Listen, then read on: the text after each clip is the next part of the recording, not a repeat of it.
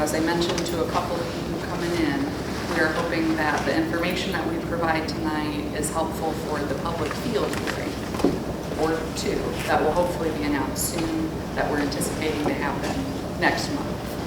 We'll chat more about that tonight, but thank you again so much for being here. We're really glad to have you. And a little bit of an agenda this evening. We've got a lot of ground to cover, but we'll kick off with some intros so you know who's going to be presenting and a little bit more about us here at Citizens Action Coalition. Then we'll kick it to some background information about NIPSCO's rate hike.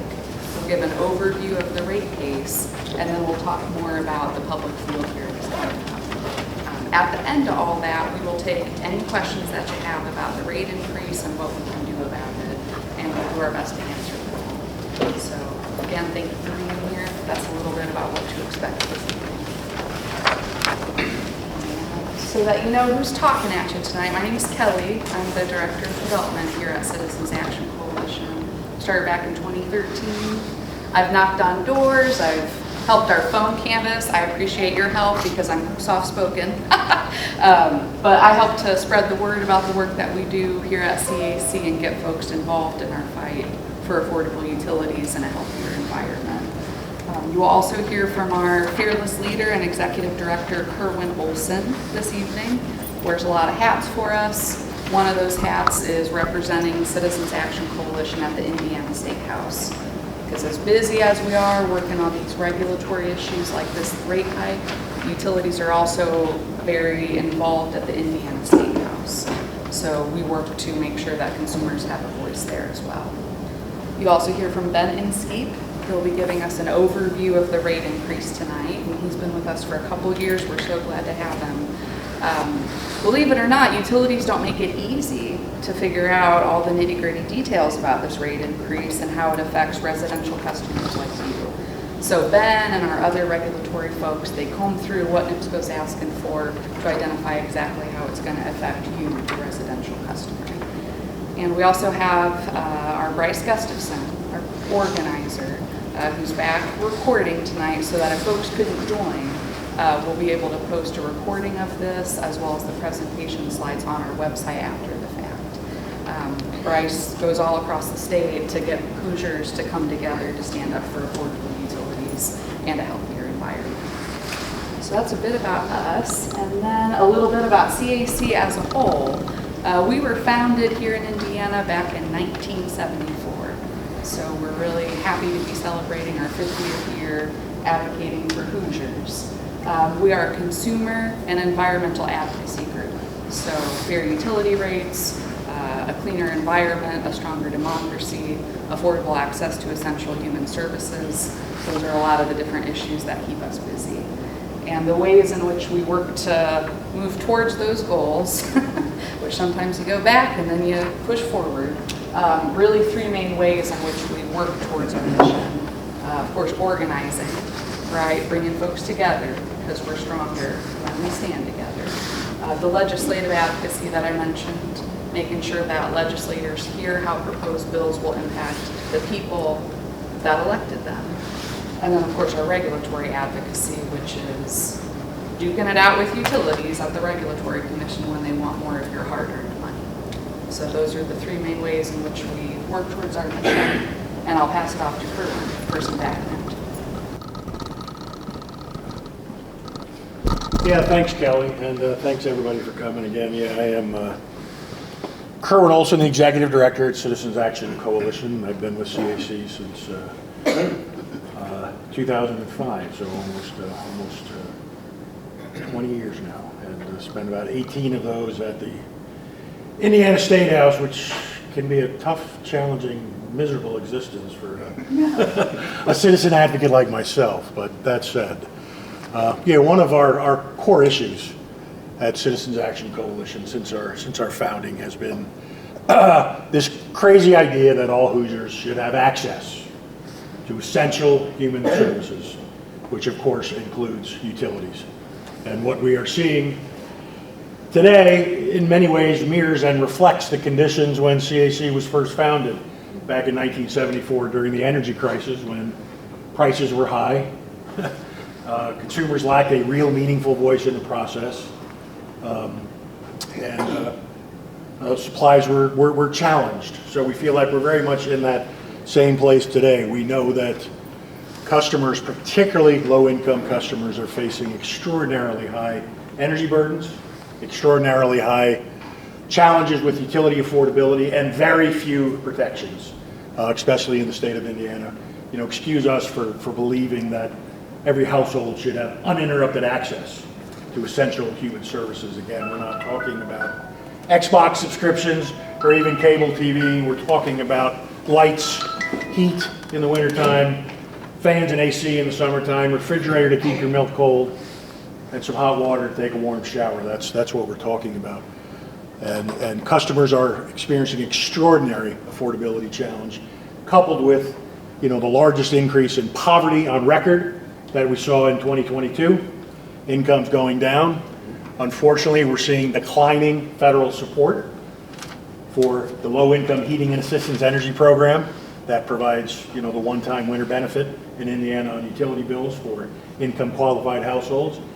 That is going down currently, and as we see from surveys, the proportion of households unable to pay an energy bill is increasing year over year on a continual basis right now. And yeah, just some quick figures, you know, utility affordability is elevated as a top issue for Hoosiers today, more so than I've seen in my 20 years. Which of these items cause stress in your daily life in Lake County? Number 3, paying utility bills. We always get good data from Connect to Help 211 where people call needing help with utility bills. Now the number 3 reason that people are calling 211 for help, and in my conversations with people working on both gubernatorial campaigns right now, utility affordability in their internal polling, in their internal work, utility affordability is the number 2 issue that they are hearing about in the field campaigning on a day-to-day basis. So affordability is a huge concern. And again, Indiana lacks really any meaningful protections for electric utility affordability in the state of Indiana. We have no low-income rate for low-income qualified households, discounted rates for low-income vulnerable households. We have extremely minimal protections from disconnections. We do have the winter disconnect moratorium for LIHEAP qualified households. That if you're a LIHEAP qualified household and you're flagged in the utility system as being a LIHEAP qualified household, you cannot have your heat disconnected during the winter months. But beyond that, we have no protections from disconnections for households. We have extraordinary amounts of late fees, reconnection fees, convenient fees. You got to pay $2 just to pay your bill, $2.95 just to pay your bill. Security deposits, exorbitant security deposits. Breaks my heart sometimes when I hear people, whether it's a student, first-time homeowner, first-time renter, wanting to set up utility services, they have to provide a deposit for wastewater, deposit for water, deposit for gas, a deposit for electricity. 1 month in advance, they've got to pay $700, $800, $900, 4 figures just to get service to their home. Again, many utility bill trackers, which are surcharges or fees tacked onto our bill, where they've gotten some handsome policy at the Indiana State House because of the grip, if you will, that the electric and gas utilities have on state houses across the country, especially here in Indiana. Extremely limited transparency, looking inside the box, looking under the hood. Inconsistent reporting of data. What do we mean by that? Utilities report things to the commission. They don't report the same numbers necessarily. We don't have access to very simple customer data about how many people are you disconnecting on a monthly basis, how many people are you reconnecting, how many of your customers are 30 days late on their bills, 60 days late on their bills, 90 days late on their bills. Why is that important?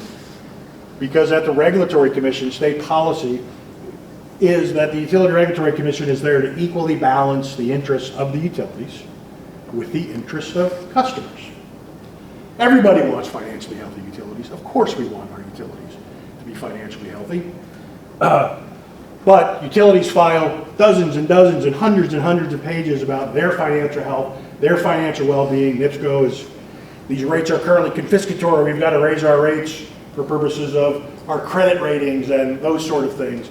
Yet the commission doesn't care enough, the state of Indiana doesn't care enough to require that utilities report how are your customers doing. We see the financial health of the utilities, but we don't understand the financial health of utility ratepayers. And if we don't have that information, then we can't have data-informed, data-driven policy, and the word affordability really is meaningless. We do have some voluntary reporting going on today from the utilities, and from that voluntary reporting, what do we know? That in April of 2024, 128,000 of NIPSCO customers are more than 60 days late on their utility bills.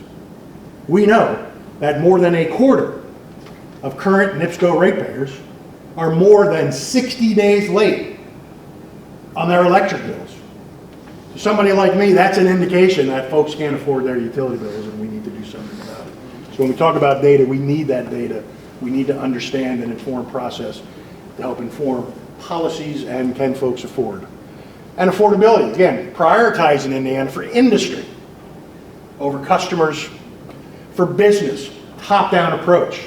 Affordability means, do we have affordable rates to attract economic development, investment in our communities? Not, do we have affordable utility rates so everybody can afford to have lights turn on when they flick the switch and have water come out of the tap when they turn the knob. It's all about a top-down approach and business. And then, won't talk a whole lot about these, but really strong policies that were enacted years ago. The strong energy efficiency standards that led to the Energizing Indiana program, repealed, prohibited now permanently. The great net metering program that we had for customers to install solar or other renewables on their property, repealed, not only repealed, but prohibited. So anything that gave customers more control over their utility bills, anything that allowed customers to reduce their costs, put more money in their pockets, rather than sending it to utility shareholders, those policies were not only repealed, those policies are now prohibited. Net metering, and if you're a utility in the state of Indiana, you cannot offer net metering by law. And we can never have a statewide third-party administrator for energy efficiency programs like we had at Energizing Indiana. That is the control that the utilities have in the State House. Not only did they take those choices away, they put permanent statutory provisions away from those choices ever being enacted, again, absent a change in policy. And with that, I'll talk quickly about NIPSCO and turn it over to Ben to talk about the rate case. But NIPSCO, I think as folks know, provides electric and natural gas. They're the largest natural gas utility in the state of Indiana. That map there is, the green is electric only NIPSCO customers, or green is electric customers, and then green plus the purple would be their gas customers. Largest gas utility in the state, second largest electric utility in the state, although they're comparable to AES Indiana and Indiana, Michigan. Publicly traded company, owned by NiSource. NiSource owns NIPSCO and also all of the Columbia Gas affiliates in those various states. And they are now the only investor-owned electric utility in the state of Indiana that is headquartered in the state of Indiana. We have 5 investor-owned electric utilities in the state of Indiana. NIPSCO, which is headquartered here, and then AES Indiana, headquarters in Alexandria, Virginia. Duke Energy, headquarters in Charlotte, North Carolina. CenterPoint Energy, headquartered in Houston, Texas. And Indiana Michigan Power, headquartered in Columbus, Ohio. So at least NIPSCO is still here for now. We'll see. And just to put a little perspective on what we're talking about, of course, Ben's going to dive into the weeds, but $1.8 billion is what NIPSCO collected from their electric customers in 2023. So we are talking about extraordinary sums of money. This isn't pocket change. We're talking billions and billions and billions of dollars. And I think that is the last slide assigned to me, Mr. Inskeep, so I will turn it over to you.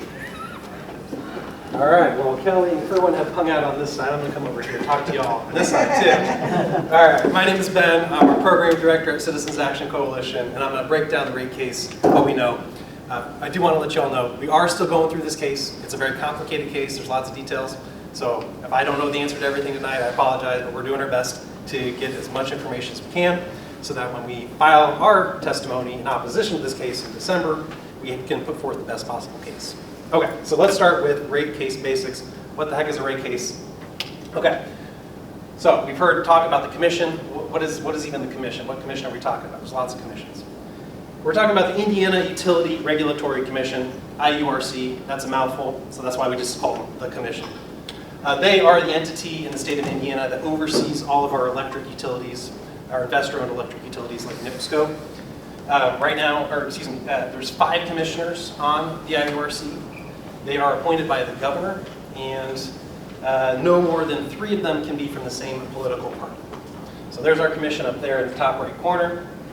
So these are the folks that, as Kerwin pointed out, they're charged with balancing interests of utilities and the customers and working in the public interest.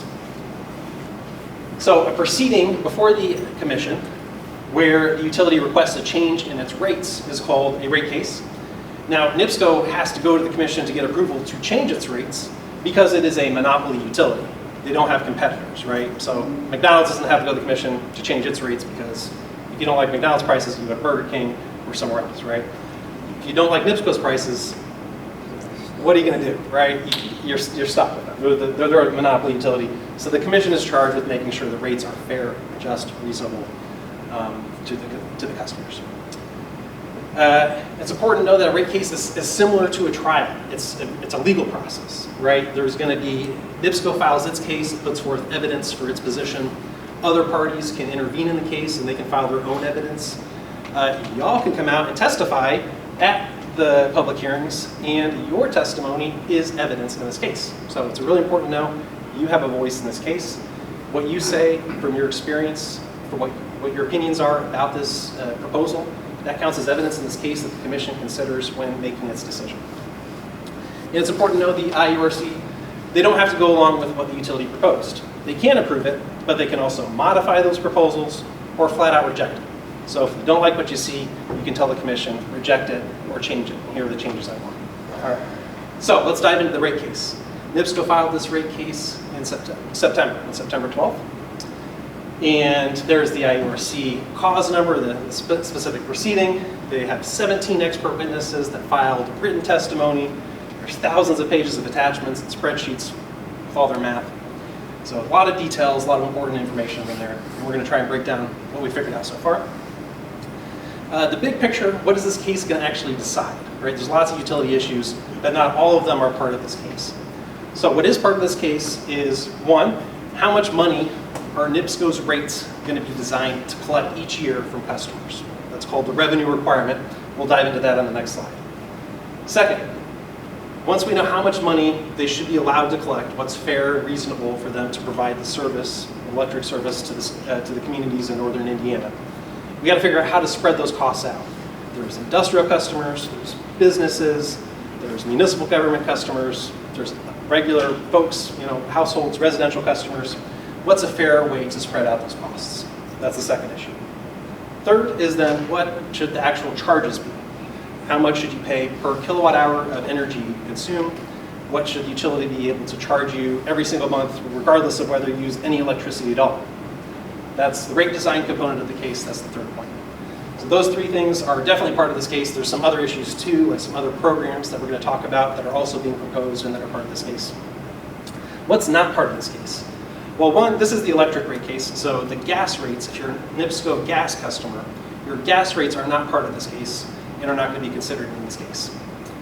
Also, NIPSCO has a separate process that they're currently going through called an integrated resource planning process. It's open to stakeholders. That's where they're charting their next 20 years in terms of how they're going to provide energy to the communities they serve. So that's a very technical modeling process. They're figuring out, should we retire this plant? Should we build this plant? Should we build solar here? Should we build wind here? That's where all those resource decisions are kind of being analyzed and figured out. So that's part of that separate process. And then third, I think it's important to note, this case will not change Indiana laws or regulations. So that's kind of an important point because we might not agree with all of the laws and regulations in place right now in the state, or all the regulations that utilities have to apply with or comply with. But these are constraints for this case. So we're going to be talking about what can we do in this specific case given those constraints. All right. So the big ticket item in a rate case is how much money the utility gets to collect each year from its customers. It's called the revenue requirement. Currently, as Kerwin pointed out, NIPSCO's rates are designed to collect about $1.8 billion every year from customers in northern Indiana. That's just the electric part, right? That's not including natural gas. Under NIPSCO's proposal in this rate case, they would like to increase that to nearly $2.2 billion every year. Diving into the details more, it's about $369 million is the overall increase, which is about a 20% increase in how much money they're collecting from customers every year. So pretty big number. They're not proposing to implement this all at once, though. It would happen over 2 phases as they proposed it. When the commission decides this case, that's when the first part of the rate increase would hit. The full amount would not hit until March of 2026. So that's really when the full bill impact that we're going to talk about would hit customers. You'll see one rate increase in September or so of 2025, and the full increase by March of 2026. Now this case is really upsetting for a number of reasons, but I think first and foremost is the overall bill impact, which is staggering. We're used to seeing rate increases from our utilities in the state and across the country. It happens, a lot of bills go up over time, right? There's just general inflation, so we don't necessarily expect prices are going to stay the same every single year, but we also don't expect them to skyrocket out of control beyond our ability to afford them. And that's unfortunately what NIPSCO has proposed in this case.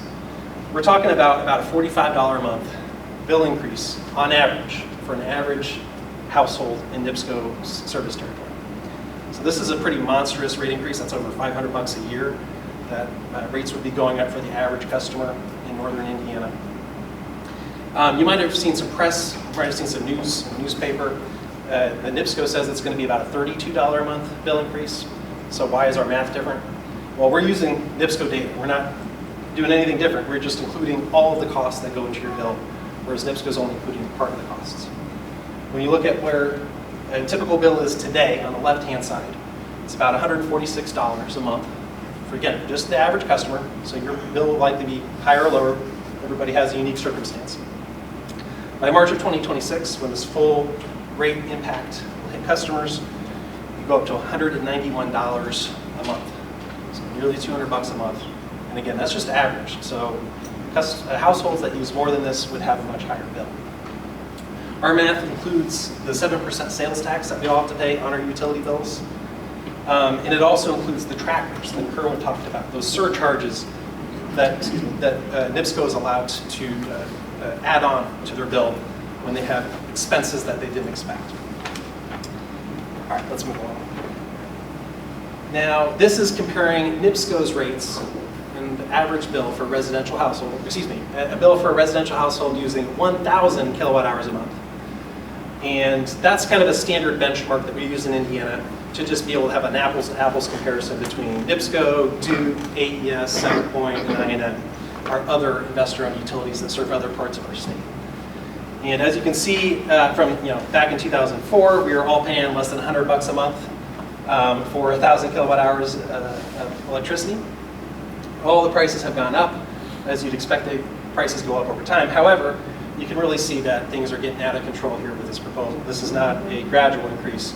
When you add on NIPSCO's proposal to this graph, as you can see, I've kind of added it out to the final years. If it's approved by the commission, it would lead to a very large bill increase. And it's important to note that this slide, again, this is 1,000 kilowatt hours a month, which is a bit higher than is average for a NIPSCO customer. So again, at NIPSCO's average is around 700, 729, I think is the number they use, kilowatt hours a month, if you're wondering what is typical for a household. But as you can see, this would put NIPSCO sky high above other utilities that are similar to it in the state of Indiana. Let's break down what goes into a residential bill. You got a couple types of charges. So the first type is your fixed customer charge, the amount you have to pay every month, regardless of whether or not you use a single kilowatt hour of energy. You just have to pay it for being a customer. Right now, it's $14 every month. NIPSCO wants to increase that portion of the bill up to $25 a month. That's a very large increase. That's 79%. And it doesn't just sound big, it's also would make it one of the biggest in the entire country. Most investor-owned electric utilities in the United States have fixed charges that are less than $25 a month. We're very concerned by fixed charges in particular because they harm households that use less electricity, right? If you're trying to conserve electricity, use less, be as efficient as possible, you're not going to be able to save as much money if you're paying more of your bill through a fixed charge compared to a charge that varies based on how much electricity you use. Speaking of that, speaking of a variable energy charge, that's also going up though. Right now it's about 16.5 cents per kilowatt hour. NIPSCO is proposing to raise it almost to 20 cents per kilowatt hour, 19.9 cents. That's a 19% increase on that component of your bill.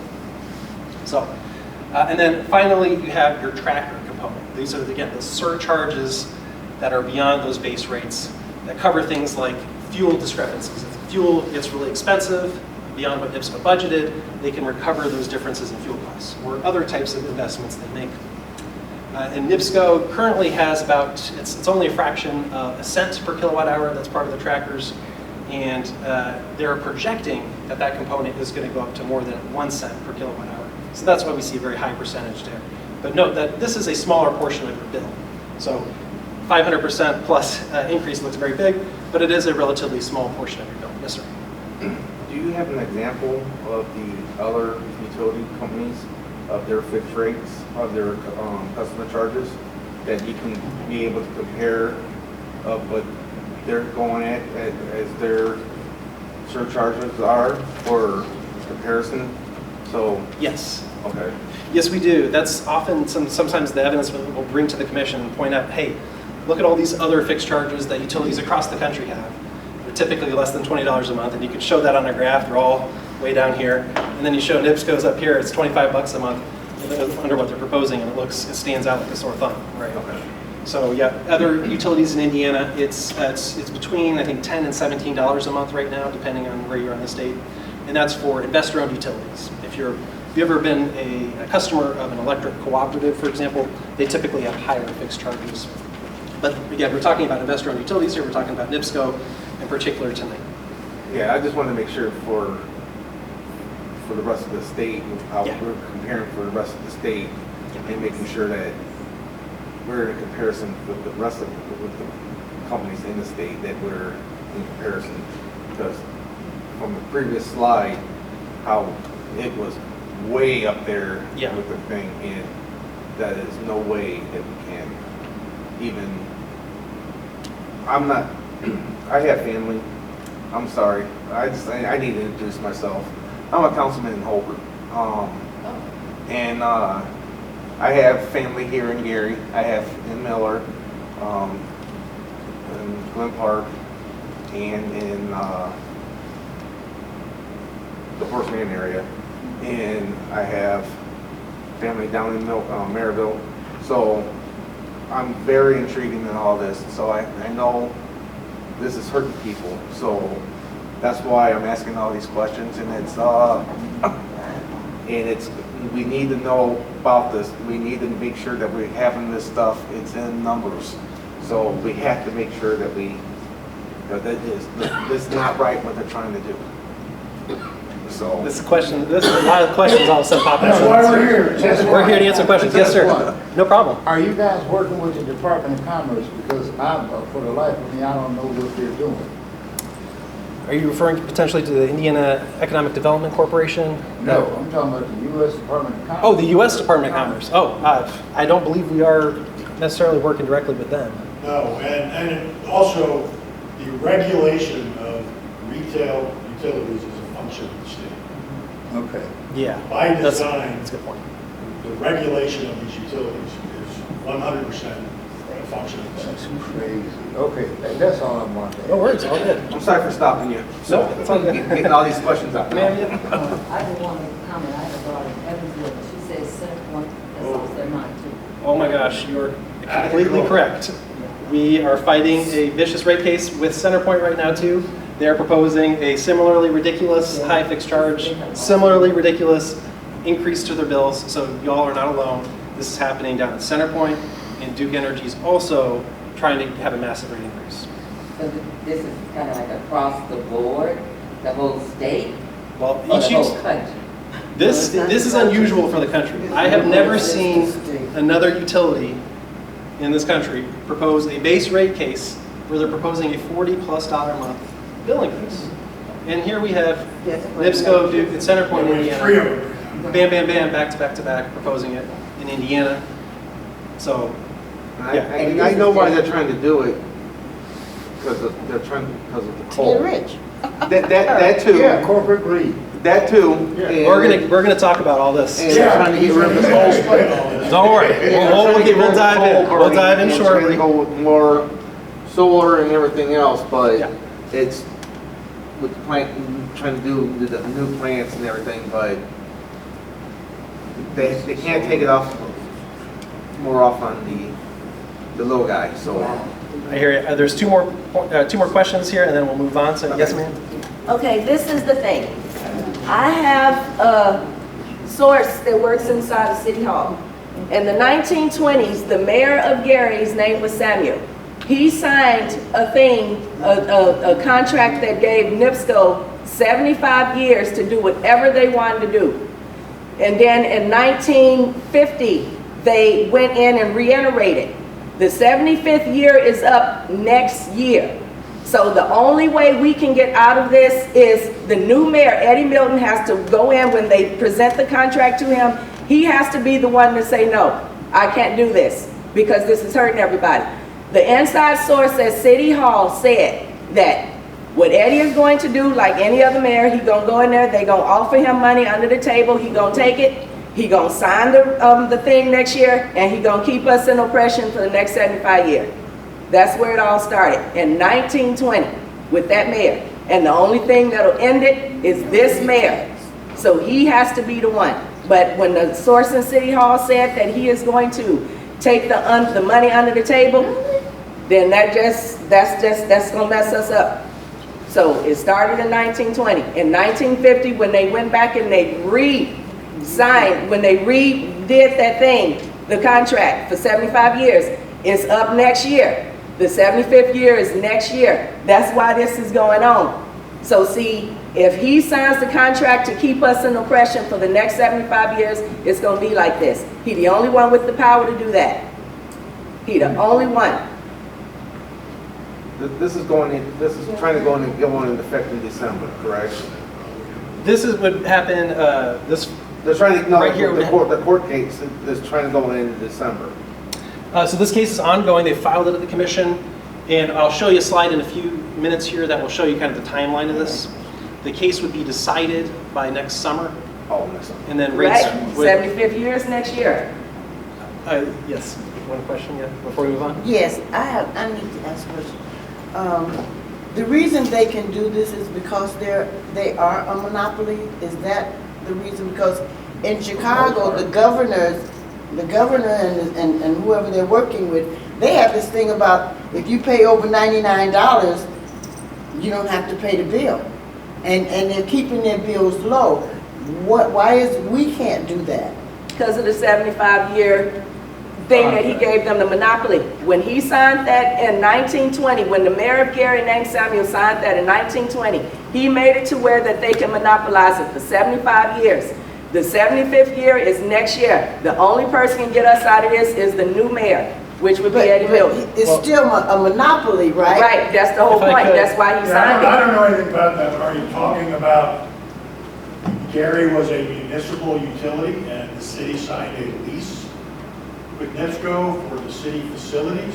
For Because- 75 years. All you gotta do is look it up. Oh, I'm just saying, I will get it. And see, in 1950, they came in and they reiterated. But the state of Indiana, we have what's known as the Electrical Services Territory Act. The state of Indiana embedded these utility monopolies in state statute. So it is the state of Indiana that has granted NIPSCO. I understand what you're saying, and I will certainly look into it. But NIPSCO is a state authorized franchise with that monopoly granted them by the state of Indiana through the Electrical Services. Sounds plausible. Yeah, well, the mayor signed it for 75 years, and the 75th year is next year. And to your question, I think you were asking about, like, Chicago has some different policies, right?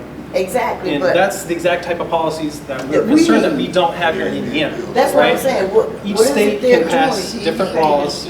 But Some states have good. states can be different, but Yes. if you use the same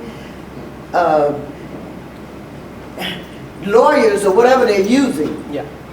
to do the same thing that we need to do in Indiana, then that's what I'm trying to find out. What is it that Chicago can do that says they don't have to pay anything over $99? What are they using The that, state of Illinois has what's known as a percentage of income payment. well, that's what we need. We agree, and we've been working on that. Well, that's for it 50 right years. there. We are right with you. I agree with you But 100%. understand the politics of Illinois versus the politics of Indiana. Indiana, yes. We have been pushing and pushing. That was that whole thing when I said Indiana has little to no protections. That's precisely what I was talking about. Exactly. Illinois, Ohio have percentage of income Yes. payment. If you are a low-income customer, you can pay whatever they are. No more than 6% of your income towards electric. No Right. more than 2% of your income towards Right. it. Ma'am, We agree. We have been fighting for that for 50 years. We hear you. I'm gonna tell you what it is downstate. Public grant. All right, let's get this presentation back on track, and we'll have additional questions at the end of the presentation. Yeah, we got a lot of slides. I just want to make sure we get to share some of this information too, okay? We love the I energy, though, so Love, thank you. love the questions, thank you all. All right, let's go ahead and go to the next slide. All right, one of the cool proposals in this case, yes, I said cool, which is surprising for me, praising utility, but they actually accepted an idea we came to them with in the last rate case, and that is to create a separate rate for multifamily housing customers. So if you live in an apartment or otherwise kind of rent in a multifamily housing unit, NIPSCO is creating a different rate for you that's going to be lower. Specifically, you can see here on the far left bar, that's the current rate that you pay regardless of whether or not you live in a single family house or a multifamily house. 16.6 cents per kilowatt hour. Everybody's rates are going up, but if you are in a multifamily house, NIPSCO is proposing a less of an increase, up to 17.6 cents. Why are they doing that? That's because NIPSCO did a study and found people in multifamily housing cause less costs on the system. Therefore, it's not fair if they pay more than those costs. And that's what they were doing. So this is actually a good proposal by NIPSCO that could help a lot of folks. So we do support this. Okay, so why are the rates going up so much? I think be wary of anybody that tells you it's one thing, because it's a confluence of factors, it's multiple things. Something like a rate case is complicated because there's a lot of different variables. So some of them that we're looking into right now, definitely higher profits. That's a big part of this case. NIPSCO wants to increase its profit margin. That's pretty ridiculous. That's something that we can all point to and say, wait a second. Should NIPSCO really be getting higher profit margin while residential customers get stuck with a massive bill increase? That doesn't seem like a fair balance to me. Another thing that didn't seem very fair to me is how they're trying to divvy up the costs among different types of customers. Industrial customers are getting a hefty subsidy in their rates. We're really concerned from this rate design that the Commission authorized previously that shifted a lot of costs that were caused by these very large industrial customers. NIPSCO allowed them to shift those costs onto residential customers and other types of customers. So that's unfair, and then the reason why our residential bills are going up high compared to even other types of NIPSCO customers. You also have NIPSCO's coal plants, many of which are now either closed or closing soon. There's a massive coal ash cleanup associated with these coal plants. It costs a lot of money. The state of Indiana passed a law that lets utilities pass on the costs of complying with any state or federal environmental regulation, pass those costs on to customers. So even though NIPSCO was irresponsible with how they were dumping this coal ash in unlined pits on their property, where rain could get in to leach out these toxic chemicals and get into our water systems. So even though they acted imprudently, they did not take good care of the environment, and it caused environmental pollution, NIPSCO is allowed to recover those costs. NIPSCO also made investments in these coal plants, and then is retiring them before it's getting all its money back from ratepayers. The state of Indiana allows utilities to still continue to charge customers for these coal plants even after they retire. So we have an issue where NIPSCO has old coal plant costs now being pancaked on top of the new power plants it's building. So we're paying for two things, even though only half of them are running, right? So you kind of get the concept there. That's not fair. NIPSCO made a bad bet and put a lot of money into investing in a coal plant, and then retired it a couple years later. That should be on NIPSCO. That's their business risk. There's also new investments in things like renewable energy. NIPSCO also just got approval to build a new natural gas plant. And then the state of Indiana also passed a bill that let utilities essentially have a blank check spending on building out the transmission and distribution grid, making upgrades. And what we're concerned about is making investments that are not wise and that are more expensive than they should. So you have a lot of different factors. These are just some of them. We're diving into these details. Let's talk about at least one of them now, the profit margin. Okay, we call it profit margin. NIPSCO calls it return on equity, cost of equity, ROE. These are all synonyms in the context of a rate case. And I don't want to bore you and get into details of percentages, but this percentage really, really matters. Right now, NIPSCO has an authorized return on equity of 9.8%. So when they invest in a new power plant, build new poles and wires, that investment, they get to earn a profit on that investment. They want to raise that profit margin up to 10.6%. That might sound really small. It sounds really small to anybody when you look at it, okay, that you're talking about less than 1%, right? How big could that be? Well, it matters a heck of a lot because this proposal, just this one proposal to increase that little number from 9.8 to 10.6 would give NIPSCO an extra $51.9 million every year in profit. Big money, right? Now, that's if we kept NIPSCO's, that's in comparison to NIPSCO's current return on equity. What if we decided 9.8%, that's a pretty hefty profit margin. What if we reduce that to help customers out? What if shareholders got a little less profit so customers could afford their energy bills a bit better? Just reducing that profit margin down to 9% would save us over $105 million every year in NIPSCO rates. So big money. That would cut the overall rate increase by 29%. Just altering this one number. So this rate case is complicated. There's many variables, but this variable is super important. And I highly encourage you, if you go to the public hearing, tell the commission NIPSCO should not be getting extra profit. We need to reduce their profit margin, cut their return on equity. Where is that hearing at? Right now, it's to be determined. We'll cover that soon. Unfortunately, the commission has not publicly announced those dates and times yet. And we're expecting them to do that very soon. We'll blast it out. We'll try and get the word out. But we're expecting November. Okay. A positive aspect of this rate case is that NIPSCO did come forth with a new proposal for a new rate for low-income customers who are income qualified. So, Kerwin mentioned earlier, the state of Indiana is pretty poor when it comes to protecting consumers and looking out for customers with limited incomes. So it was encouraging to see NIPSCO proactively come to the table with this proposal and propose a new program that would help some of its customers. How this program would work as proposed by NIPSCO is that it would help provide a bill discount during the summer months. So that's typically when many customers experience higher than average bills. And it's also outside of the winter season, because right now during the winter time, income qualified customers can get the light heat benefit during the winter heating months. Right now there's nothing in the summer months when you might have a much higher bill because you're running fans or air conditioners. So a lot of customers struggle during those months.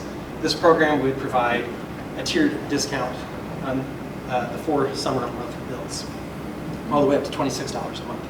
So that would be helpful. Obviously, it's not enough to help customers in dire need of assistance, but it is a positive step in the right direction. We want to encourage NIPSCO to continue down this path because they do need to be paying more attention to customer affordability and looking out for the most vulnerable customers. This proposal also includes some money of up to $100,000 per year to help out customers with paying the security deposit or if they have a late bill, to pay their late payment fees. So when customers call NIPSCO and tell them, hey, I have a late payment fee, hey, I have a security deposit I need to pay that's really expensive and I can't afford it, this would give the utility some money to then be able to help those customers. How would it be funded? Part of it would come from NIPSCO shareholders. Part of it would come from ratepayers. So NIPSCO shareholders would contribute $400,000 a year. Customers would chip in 40 cents on their energy bills to help, and that would be the funding mechanism for this program. But when NIPSCO give the $400,000, everybody went, well, at least they're helping us. It's tax deductible for them. So it puts them in another category, and they make it seem like they're doing so much for us when they're not.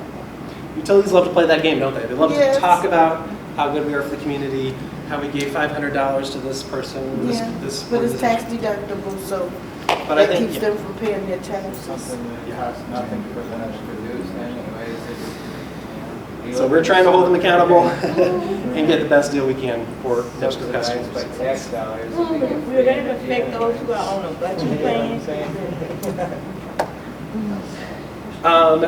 In terms of the low-income program, if you're like on the budget bill program, Do they make you pay that back too, whatever you had left behind after you got that budget plan?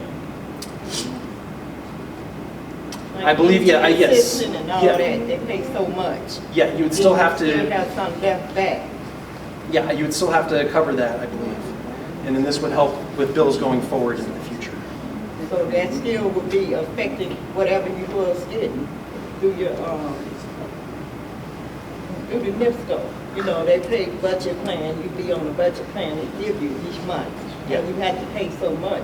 And if you haven't paid that, if you decide to move, they still add that in to what you had. And they charge you to be And- on that And plan. they charge you more. No, they charge you $15 as a customer to be on that plan.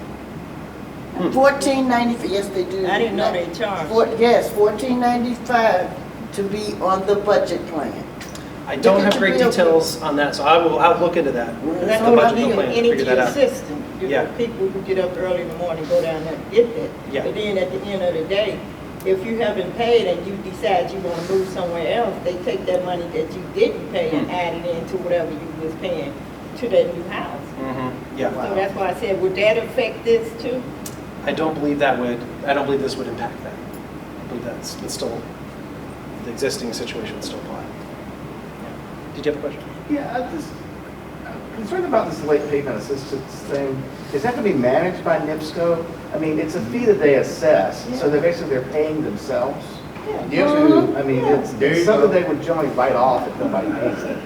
But you're going to call into the call center, they've cut off my power, and they say we have a bunch of late payment fees, and they're going to just, whoever calls into the call center, or is there going to be some outside organization that's going to be managing this? I mean, like the low-income winter stuff is managed by the townships. Yeah, this would be managed by NIPSCO. This would be managed by In some NIPSCO. cases. So, Yeah, and I mean, the stuff that they manage in the winter, I mean, most people don't get because they generally run out. Right. So I don't understand, these don't make sense to me because it's basically NIPSCO basically moving their money from one pot to another pot and, Right. just That's the whole point. calling it social services. And that's the whole point. First of all, But you there has almost to be got those negotiation. 5 people he showed at the beginning that said commissioners. Yeah. Yeah. All of them are getting paid. Shareholders, all of them are getting paid. This is about bottom line profit margins. Yes, it is. If you don't understand the stock market, understand.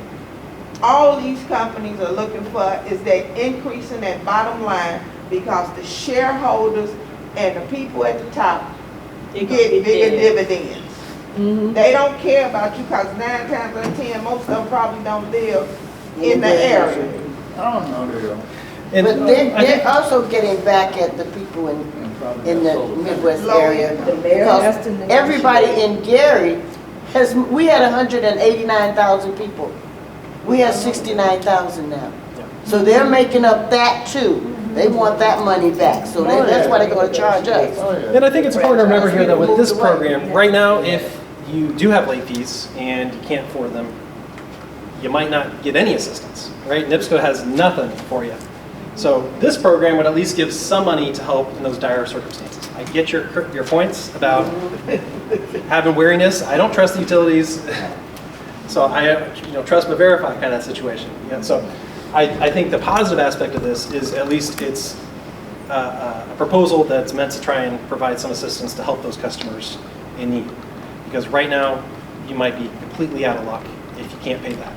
And that does hamper a lot of people. These fees, late fees that get tacked on to bills you can't pay, it adds up, it adds up. You get in a deeper hole. It can be really hard to get out of that hole once you're in it. So But it's a hole. this is a hole that NIPSCO creates. Right. We're going to be fighting. We're going to be fighting to Yes. prevent that. Right? Yeah. Totally. Totally. They're creating the holes so they can pay themselves. All right. I see we're past 7, so I want to keep this moving, so y'all don't have to stay here any longer than you need to, and you get as much information as possible, and we'll continue to take questions. Okay. So remote disconnection. So NIPSCO is rolling out its smart meters, advanced metering infrastructure, AMI. It's also called. It's doing that now and over the next few years. NIPSCO is proposing to be able to use these smart meters to be able to disconnect customers remotely when they can't afford their bill. What that means is they would no longer have to go around and physically disconnect your meter, do the door knock to notify you of why. Yes, sir. How do we break those? Pardon? How do we break those? Oh, I think we're going to advocate for ways we can legal ways we can stop bad proposals. So, Break that shit. we are opposed to this proposal that would allow NIPSCO to more easily disconnect customers. That doesn't make sense. This is a utility whose job it is to provide essential service to our communities. We should not be making it easier for them to disconnect their customers, right? That's really harmful. It could endanger people's health and livelihoods and their very safety. So, a good part of this proposal, though, is that they are proposing to end that reconnection fee. That's a $90 fee right now that if you get disconnected from NIPSCO because you can't pay your bill, and you go after you're able to finally pay back that debt you owe and get reconnected, NIPSCO charges you a $90 reconnection fee right now to go out there and do that. If they can drive by you, if they can drive by and disconnect you by driving by, and they're charging you to drive by and charge you $90 to reconnect, that's really out there.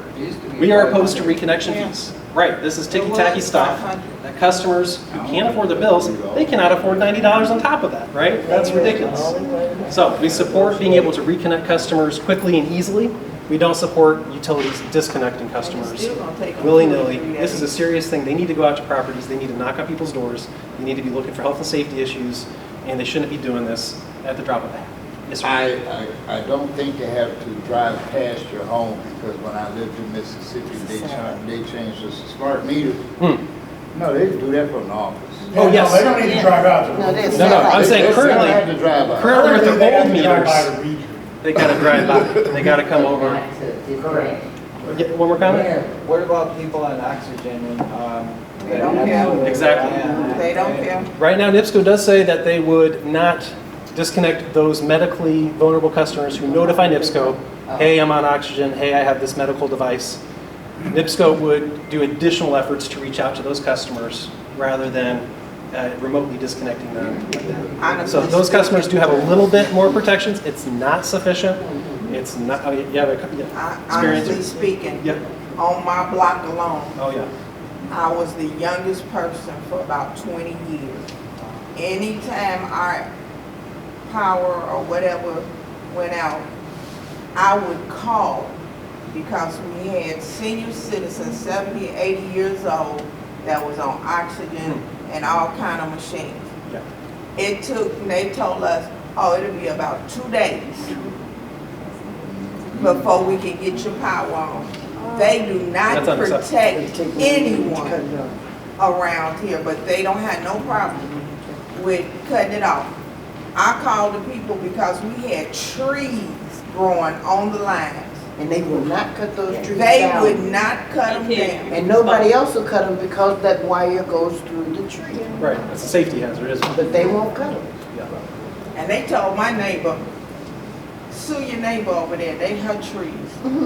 These are great things to share with the commission at the public hearing, because they need to hear from you about where NIPSCO is not responding to community needs, they're not doing the right maintenance, they're not treating people right, they're disconnecting customers who are in vulnerable conditions. The commission needs to hear from you all and know that this is the reality on the ground. Because they're not in Indianapolis, they don't know, right? They need to hear from people who have lived this or experiencing this. Okay. Speaking of reliability, NIPSCO has had some pretty bad reliability challenges of their own, right? Days this year. Anybody else? Anybody have a power outage this year? Oh, okay, yeah. Okay, so this is just one of the very many reliability metrics out there. This is measuring how the length of a power outage. It's called the System Average Interruption Duration Index. Basically, when you have an outage, what's an average length of how long that outage is going to last? So this is in minutes. So NIPSCO is the red line. It's the top. It's the longest outages of any of the 5 investor-owned utilities. You can see they have struggled even when other utilities have improved over time. I'm just curious, where are the minutes coming from, like the numbers coming from? Are they from NIPSCO or from each company there? Yes, each utility tracks these statistics in great detail, and they report them to the commission. There's reliability reports published online at the IURC website. If you want to search IURC reliability statistics, you can get these reports. So the utilities in the industry have specific standards on how to measure this stuff in a kind of a uniform way. And so all the utilities report several different types of reliability measures, such as how frequent are the outages, how long are the outages, what's the average customer impact, those kind of things, because reliability is really important. All right, let's move along to the next one. Okay, and then as we wrap up here, just some of the other issues that we're going to be diving into to scrutinize NIPSCO, hold their feet to the fire if they're proposing anything that's inappropriate. That would include things like what I was talking about, how the costs are spread out across customers, the cost allocation issue. Are industrial customers getting a sweetheart deal at the expense of residential customers? And if so, we need to oppose that, we need to fight that. Data centers. We've heard some stories about data centers coming up to northern Indiana. NIPSCO had nothing in this rate case about these data centers, but we have some pretty big concerns with them. These are going to be extraordinarily large power users, and if they stop using power after NIPSCO spends billions of dollars building equipment and infrastructure to serve them, guess who's going to be on the hook for those billions of dollars? So we need to make sure we have protections in place so that if these data centers come, if NIPSCO is spending a lot of money to serve them, that customers are not going to be on the hook if the data centers don't end up paying NIPSCO back. Coal ash cleanup and cost recovery. We want to make sure that NIPSCO is doing it right, cleaning it up the right way, and that customers aren't getting stuck with all these costs. We think NIPSCO should have to pay their fair share of these costs. They made this mess, they should clean it up, and their shareholders should pay for it. Making sure coal plant retirements, when they retire and those costs are no longer being borne by NIPSCO, that those savings are then passed on to customers. We want to make sure that's done in a fair way so that y'all benefit when NIPSCO benefits. Rate case lawyer and expert costs. It's mind-boggling to me that when a utility comes before the commission and they hire the most expensive lawyers in Indianapolis, they fly in experts from across the country to serve their needs. Those experts, the costs of them are passed on to you, to ratepayers, not NIPSCO shareholders. So NIPSCO has no incentive to find lawyers and experts that are not super expensive, that are reasonable, because they can pass on all those costs. And NIPSCO also spends millions of dollars every year on trade associations that lobby, that try to influence lawmakers, regulators, other policymakers to do their bidding, to pass policies that help them and their shareholders, even if it's at the expense of residential ratepayers. So we think those costs, again, should not be on your bills. They should be something NIPSCO shareholders pay. Yes, Joe? Yeah, you mentioned earlier there was a law passed by the state that allows these companies to do that. Do you have that law, and does that include all these other costs that they're passing on? You're referring to the law regarding coal ash and environmental cleanup, or something different? You mentioned it with the coal ash. I think you mentioned the TDSIC. Yes. Distribution, storage, and improvement charge. Yeah, there's a couple laws. That's known as TDSIC. TDSIC is the acronym. Can you say it slower for me? TDSIC. TIC is the acronym for the Transmission, Distribution, Storage, and Improvement Charge. And so that's the law that allows utilities to spend money on the grid, like transmission and distribution system stuff, pass those costs on via tracker on your bills. There's also laws that, like in 2011, I believe, the federal mandate statute. 2011, the FMLA, yes. Yeah, yes, the federal mandate, yes. That statute passed in 2011 allows utilities, if they justify an expense saying, we're required to do this because of a state law or federal law, then we get to pass all those costs on to customers.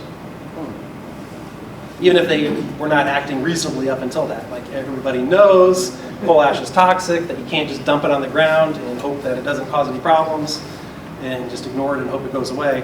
And no, that's not how it What's the name of works. that bill, sir? Pardon? Name of your bill one more time. So there's the federal mandate statute on the environmental stuff, and then there's the TDSIC law, transmission, distribution, storage system, improvement charge, TDSIC. It's a mouthful, doesn't roll off the tongue at all, so apologies. We didn't create the acronym. That was the state legislature. So these are just two of the very many laws our state legislature has passed that favor utilities over regular folks. Okay. And with that, back to Kelly on how you can take action. We now have learned a lot about NIPSCO and about this rate case. Let's turn this energy into action to stop it.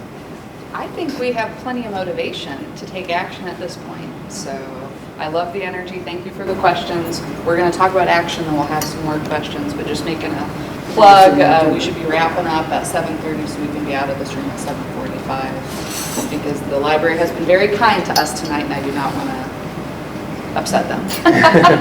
But you don't want to anger the library. no, never, never. We need libraries. Let's see here. So a schedule of the rate increase, which at the beginning Ben mentioned, these rate hikes are like a trial, like a civil court case. So it's a very long process that lasts nearly a year. I don't know how the heck it's already the end of October, but that's where we are today. We are anticipating a public field hearing or two next month. So that doesn't give us a whole lot of time to tell folks about it. There will be two. There will be two. There will be two. There will be two field hearings. We just don't know when or where yet. So we will let you know as soon as we figure that stuff out. But then coming up in December, groups like Citizens Action Coalition, we file testimony and say, hey, this is what we should be doing. Other parties intervene as well. And then you can see that we don't expect an order from that commission Ben's talked about until July of next year, with the rate increases going into effect in September and March. Okay. On the next slide, talking about the field hearings. So that is what is on the agenda next. The more folks that turn up to those field hearings, the better off we all are. You can also submit written comments, which is critical because, as Ben mentioned at the beginning, that becomes a record that the regulators have to consider as evidence in the case. So your voice absolutely does make a big difference. And you've raised excellent points tonight. We've heard really important things. Regulators need to hear that. They need to hear how this rate hike will impact you, folks in your community, because they're hearing a lot from NIPSCO now. They're hearing a lot from all the big utilities, so they need to hear from you. As I'm mentioning, spreading the word in your community, word of mouth helps a bunch. Sharing information on social media, which I've already heard some folks have already done that. But the more that we can get this word out about the case and what folks can do, the more folks that get engaged, the better off we are. Okay? And I will say, we work really hard to make resources available to folks because we know life is busy. You have families, you have jobs, you have a lot of responsibilities, and that bill comes every single month, but folks might not have the energy and the bandwidth to do a deep dive on why your monopoly utility wants to jack up rates, right? So we try to take this complex information and make it simple and make it easy for you to take action, right? Because there's too much to do all the time. So on our website, which if you grab a flyer, you've got QR codes as well as the actual, URL to visit. You can submit written comments. You can learn more about the rate increase. And I will say, for those of you interested in the TDSIC law, we've got a whole page on legislation passed by the Indiana State House. So check out our website. There's a lot of different information information on a lot of different things related to utilities. Now, when we say that you all are not alone, we mean that utilities have really been going hard this last year with asking for big rate increases. CenterPoint, I guess it was right around Christmas, so last year, but they filed a huge rate increase over $40 a month. And these are pictures of field hearings that have occurred over the last year and a half. And the center one is Evansville, and what they did in Evansville is they had 2 field hearings. One started at 2, another started in the evening at 6 or so. There were so many folks there at 2, it just bled straight into the 6 o'clock one. And I don't think people got out of there till 10. Is that the right? It was Closer to 11. Longest field hearing in anyone's memory. It was great and sad. That's exactly it, is as heartbreaking and frustrating as it is to see utilities ask for rate increases that are over $40 a month. The beautiful thing is that folks are showing up and they're saying, we can't afford this. My community can't pay for this. And there's been a really spectacular display of unity at these field hearings, which I think is a beautiful thing, and that's what we'd love to see, you know, for the NIPSCO rate increases as well. And I will say, elected officials showing up always helps. So if you can get a hold of folks who represent you, Evansville was a beautiful example. Their mayor was the first person to testify. They had state legislators, they had city councilors, they had county councilors, and they were coming together to say, we can't afford this. So the more voices that are all pulling on the same side of the road at the field hearing, the better off we all We're are. gonna see if our new mayor goes and does that. I love that. Yeah. Yeah, let's see. I would encourage folks to reach out to the mayor's office, to reach out, forgive me, to city councilors and county councilors and say, stand up for your constituents, go to the field hearing. Because I can tell you, what I saw in Evansville, Indiana, I've never seen in 20 years, where we literally had, the first speaker was a newly elected Democratic mayor. The second speaker was her Republican opponent, who lost, who happens to be county council president in Vanderbilt County.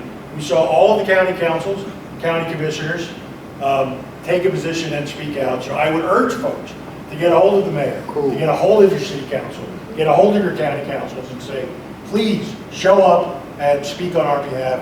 They're breaking our backs. We can't afford this thing. Do you know how you managed to get that crowd out in Evansville? Was it through social media? We did things just like we're doing tonight. Yeah. Talk to your friends and families. We can spread the word. Yeah. So does the crowd that showed up, did it make a difference? You said it made a difference because of the crowd, but did the rate not go up? We haven't had an outcome in that case yet, just like we haven't had an outcome in the Duke case yet. I will say this.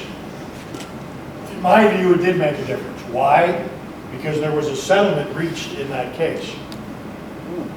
99 times out of 100, the Office of Utility Consumer Counsel, or the OUCC, will generally join these settlements. But there was so much attention, so much compelling testimony, not just from public officials, but from constituents, from people, from businesses, that moved the Office of Utility Consumer Counsel, or the OUCC, to more than likely not join that settlement. Like, I don't think they, in good, as an advocate for the public, I don't think they could join that settlement. So, yes, attendance at these field hearings, I cannot tell you how critically important that is and how badly that is needed. Because we hear you guys. We're with you. You're preaching to the choir. What you're saying to us is what these regulators need to hear. Because we share these stories, these anecdotes all the time. At the State House with legislators, with regulators. We share these anecdotes. We talk about streets and homes with oxygen tanks and people losing, et cetera, et cetera. But it's just anecdotal coming from us. But when you all show up at a microphone, stand in front of the decision makers and tell those stories, it is extremely effective and compelling and goes a long way. Sorry, Kelly. No. Yes, Not only that, go and put your comments in. Yeah, go to the website and write your comments in, because the written word is more important are just as important as your vocal words. Yeah, you can read it time and time again. like- The last time they did something like this, they put out the website for the written word at the last minute in this area. Because I was on the phone for 2 hours calling everybody I know to go to the website and write their comments. And we all trying to get our comments in, and they cut us off because it was the deadline. So go and start putting your comments in now. Written comments and verbal comments carry equal weight in what the commissioners look at. But you're making an excellent point, like, we do need to submit comments in writing, and you can share comments as well in person, and both are impactful. And these, They didn't have anyone who could have came out and spoke for NIPSCO. I mean, I know you all Oh, doing that, today? but those who don't know the problems that we really having by them going up on this. Sure. Well, we didn't ask NIPSCO to come tonight.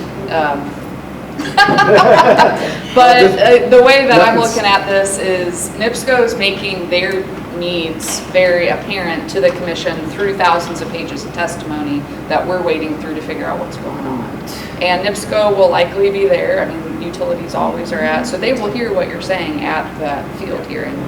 And it's important for everybody to hear about this. As Kerwin said, you know, we know, and I think go back to knocking on doors and making phone calls, and I've helped man the calls to our office line.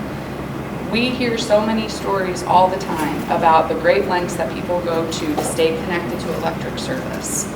People should not be needing to cut heart pills in half. I mean, and I know I'm preaching to the choir, but folks should not have to do that.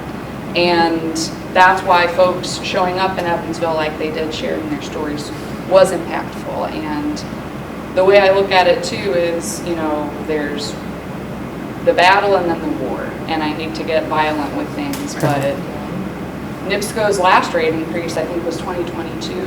Yeah. So speaking out and getting engaged is really important right now. They'll be back again. So it's all part of building that movement to say we need affordable every 4 years bills. they're trying to do it. Yeah. Okay, what am I saying? So a little bit more about the public field hearings. You will get sworn in. Let me hold on a second with that. As we've mentioned, you know, you get to tell the commission how you feel about this rate increase. And NIPSCO want an extra $45 a month. We've mentioned it's important for you to share your own experiences and the experiences of others in your community. Share your story. You know, let them know how you feel.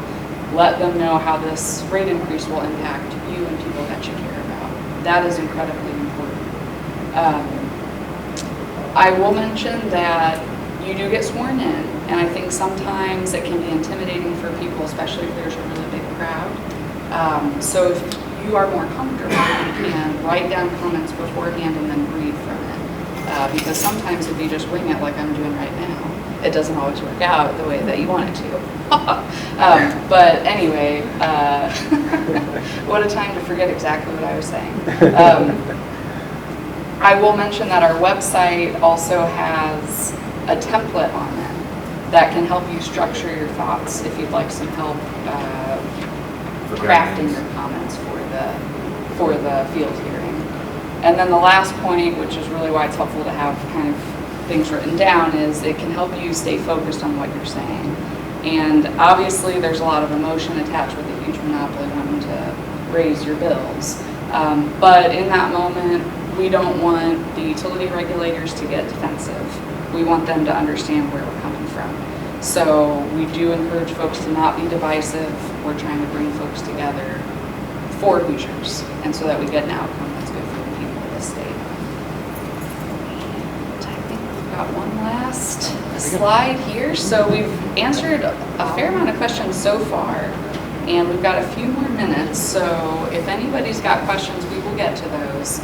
I will say, just as like a last minute plug, you can scan that QR code or visit that website to submit written comments. We've got a form there for you. You can visit our website to do a lot of different things, including chip it in with a contribution, because it takes money to fight money. Once we hear about the public field hearings, we will put that information on our website. So that's a great place to go to find that. This presentation and a recording will be available on our website, as well as the ability to submit your written comments through the one click.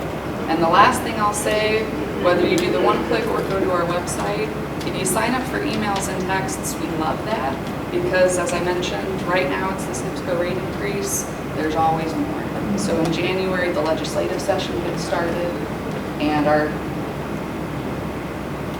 public officials generally always consider legislation that impacts your utility bills or the air you breathe and the water that you drink. So when you have a chance to make your voice heard, we'll let you know about that via email and text. And again, the more folks that are speaking out, the better off we all are. Okay? Yes? Yeah, I just want to talk about a little bit of history. 40 years ago, NIPSCO was throwing people out of their homes in the wintertime. I don't know if any of you remember that, but if you could not pay your NIPSCO bill in the wintertime, they cut you off. So I was a member of CAC at that time, and we were organizing, and we would stand on Broadway with signs saying, "Honk if you ain't NIPSCO," and that kind of stuff. Anyway, we were trying to generate citizen outrage and action, and it culminated in a huge coming together downstate of Indianapolis. People came from all over the state, and we had what we call a Christmas tree of legislation that we wanted. And one of the most important pieces of legislation that we got that year, and that we still have today, is the moratorium on shutoffs in the wintertime. Now, I know it's a problem after the moratorium is over with and people have these huge bills, but nonetheless, I mean, you know, they cannot cut you off in the wintertime. And I guess I'm just saying is that we never thought that would happen. We never thought we'd be able to get to that place with NIPSCO, because they were so ruthless. They tried to build a nuclear power plant next to Bethlehem Steel on shifting sands. You know what I mean? I mean, that was crazy. We stopped them from doing that. And I remember sitting down with their president, Edmund Schreier, and he used to say, "I don't care what you do, you can deny us and try to stop this, but we will always come back and we will still get what we want." Well, fine. That's the kind of people you are. I don't know if they're still as cutthroat and ruthless. I think they have a different approach now. I think the way that they approach us is the same thing. We have to keep that in mind, that we can win this if we organize for this November hearing here in Gary. Thank you. Yes, I love the history. I love talking about the moratorium.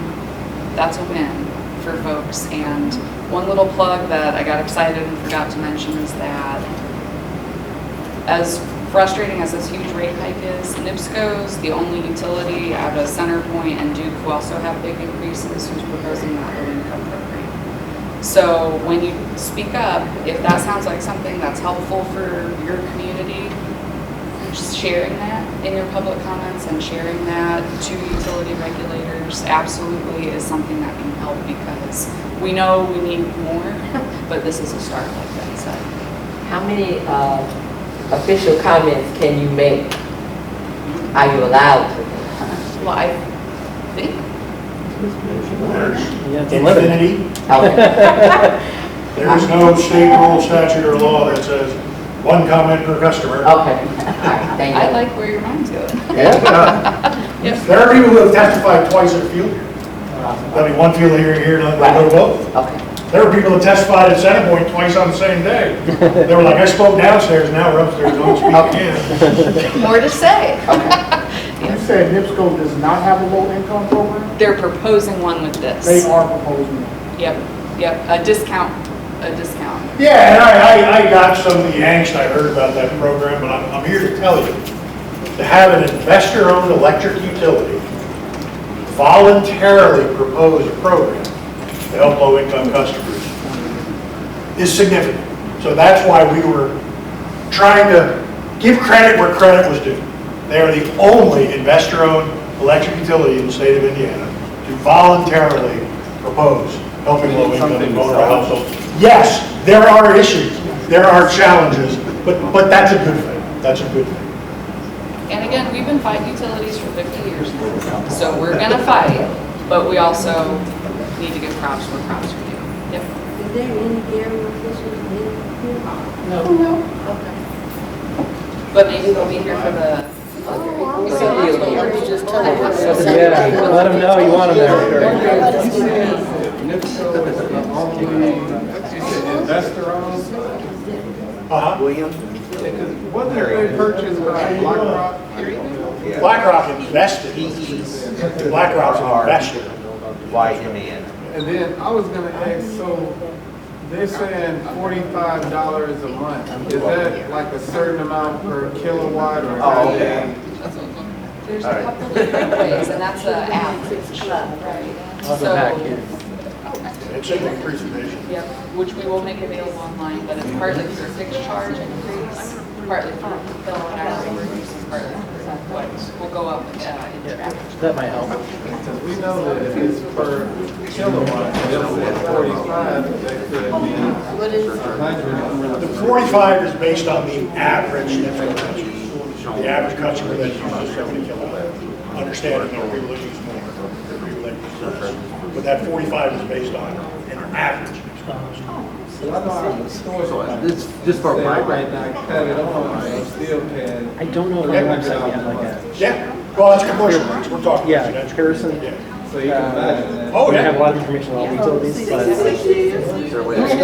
a friend of mine into an extra 15 cents per kilowatt hour by using the green energy. So I can break it down and I just want to know how much is subsidized by our tax dollars already that we're paying into solar.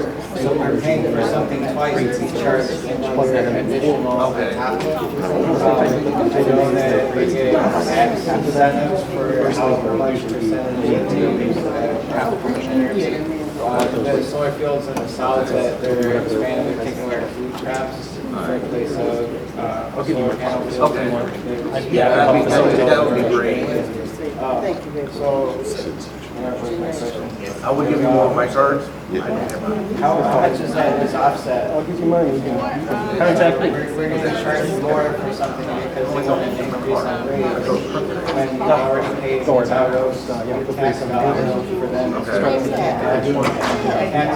Yeah, I'll send you an email to show you that I have my information. That way you have it. Number one, those green energy programs have actually nothing to do with what we're Yeah, talking no, about. it's Those are voluntary, those are programs that if customers want to participate, you can participate, and those customers generally showing your support for renewable energy. But it has nothing to do with that. Secondly, those tax incentives that they get from the federal government are actually a benefit to customers.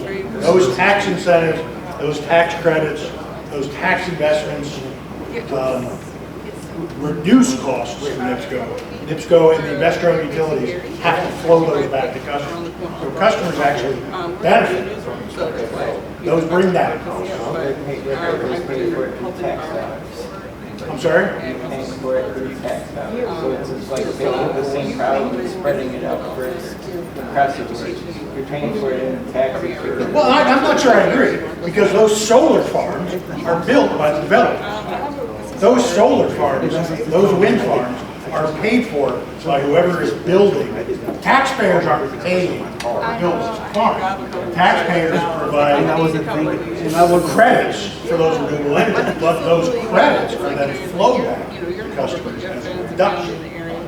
Yeah, NIPSCO says you want to participate and pay an extra 14 cents per kilowatt. We say don't. Don't, Don't. because they're not running a new line here. How Correct. it's solely green energy is fed in the same grid, right? Nothing to do with what we're talking about. It's completely voluntary and it's completely separate from. How will we find out about the dates for the field? They'll announce it. You'll see announcements. Will they be on your website? Oh, yeah. We'll send out an email. Okay. We don't know why they haven't scheduled it in I town. I just wanted to know if they'd be on the evening. We're hoping that there has to be one in Lake County. We are hoping that is Gary, there's a chance it could be Amber. Yeah. So- And we're expecting the other field here will probably be Michigan City. Why has been such a delay? Well, they love to home, so. announce it like a week before. Yeah, Nobody has time.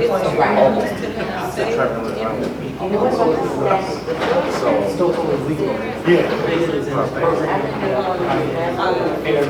That is scheduled for the time. However, 2028. However, My city account. there's going to be legislation after that. My city, I'll give you both of them. To require that NIPSCO, which we will oppose. As it stands right now, NIPSCO is scheduled to, NIPSCO has every intention of retiring. There's a chance legislators might go, you can't. We hope not, but there's a chance. What's your name, sir? What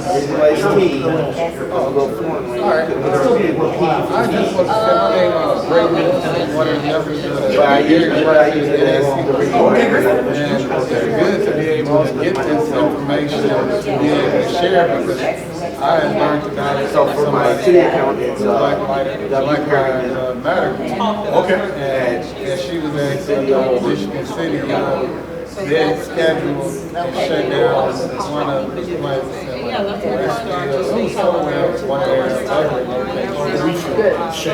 That's close to next year. And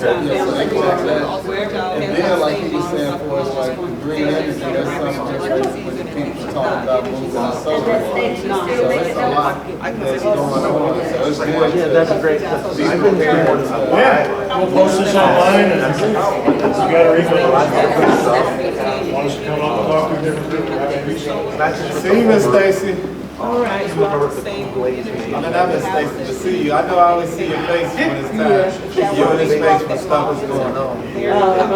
Thank you all.